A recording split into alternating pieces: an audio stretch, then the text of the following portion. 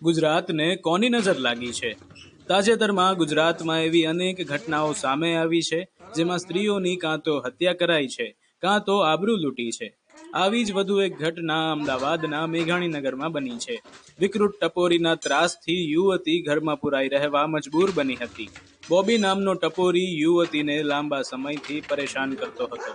2 માર્ચના રોજ યુવતી અને તેની માતા ઘરે હતા ત્યારે બોબી આવ્યો હતો અને જોરથી ગાળો બોલવા લાગ્યો હતો. યુવતીની માતાએ મોબાઈલમાં વિડીયો ઉતારવા પ્રયાસ કર્યો તો ટપોરી નગ્ન થઈને ચેનચાળા કરી ગાળો બોલવા લાગ્યો હતો.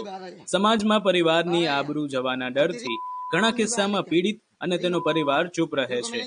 આથી લુખ્ખા તત્વો બેફામ બનીને માસૂમ યુવતીઓને કે તેના પરિવારને પોતાના તાબા હેઠળ લાવવા માટે અનેક ગેરકાનૂની પ્રવૃત્તિ કરતા હોય છે. ચેતન પુરોહિત, દિવ્ય ભાસ્કર, અમદાવાદ.